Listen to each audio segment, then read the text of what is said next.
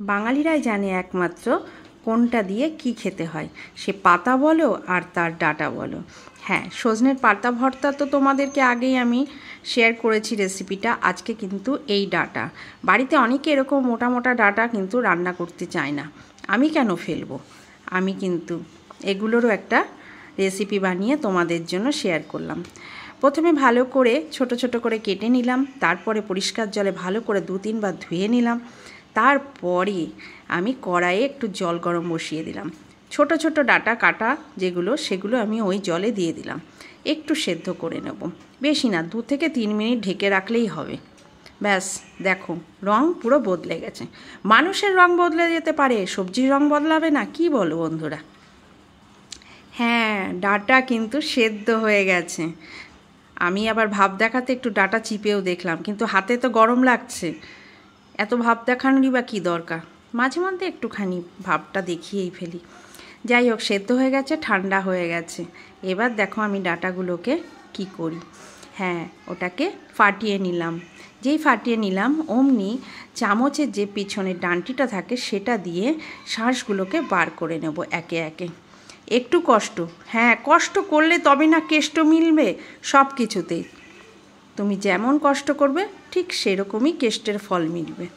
যাই হোক, আজকে এই রেসিপিটা কিন্তু আমি অন্য একজনের কাছ থেকে শিখেছি। এটা এখন ট্রেন্ডিং চলতে পারে, চলছেও বটে, ফেসবুক বলো ইউটিউবে বলো। তা আমি বা কেন বাদ থাকবো?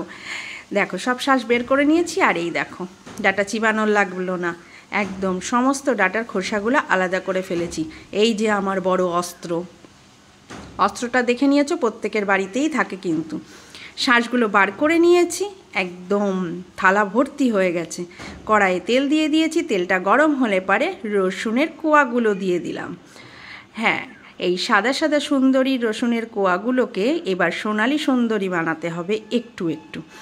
যাই হোক, রসুনটা একটু যেই সোনালি হয়ে এসেছে অমনি একটা পেঁয়াজ কুচি করে দিয়ে দিয়েছি, কটা কাঁচা লঙ্কাও দিয়ে দিয়েছি, সেগুলোকে একটু আমলে নেব। তারপরে মাঝখানটা একটুখানি ফাঁকা করে সেখানে 1 চামচ কালো জিরে দিয়ে দেবো। ভর্তা খাবো আর কালো জিরে দেবো না, সেটা কি কখনো হতে পারে? যাই হোক, ভাজা হয়ে গেছে, একটু নাড়াচাড়া করে নিই, বেশি ভাজবো না, তাহলে আবার কালো জিরেটা তিতো লাগবে।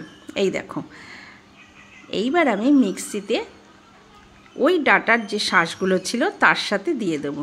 এটা কিন্তু এখনও গরম আছে, আমি আর অন্য পাত্র ব্যবহার করলাম না, আমি সব দিক থেকেই কিপটে, বাসন মাজতে কষ্ট হবে না, তাই আমি শুদ্ধই ফ্যানের তলায় দিয়েছিলাম। ব্যাস, সব কিন্তু ঠান্ডা হয়ে যাওয়ার পরেই মিক্সিতে বেটে নিয়েছিলাম।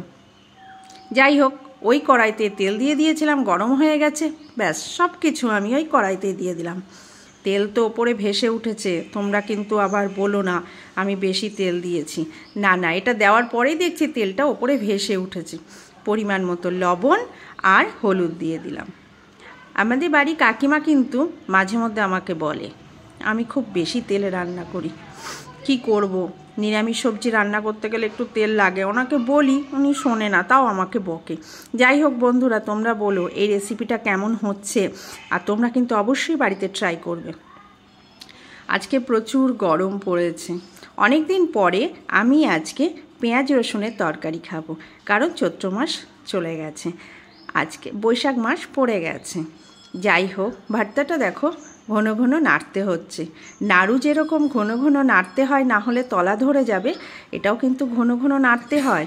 দেখো জলটা অনেক শুকিয়ে এসছে, প্রায় কড়াইয়ে লেগে যাচ্ছিল, সেটা কিন্তু এখন অনেকটাই কমে গেছে, কিন্তু ধারগুলো একটু একটু পোড়া পোড়া হয়ে যাচ্ছে। কাকিমা বকবে, গ্যাসটা কমিয়ে দিই। একটু গ্যাসটা কমিয়েই দিলাম, দিয়ে ভালো করে নাড়াচাড়া করে নিচ্ছি। তোমরা যারা মিষ্টি মিষ্টি খেতে পছন্দ করে একটু চিনি দিতে পারো, আমি কিন্তু দিইনি।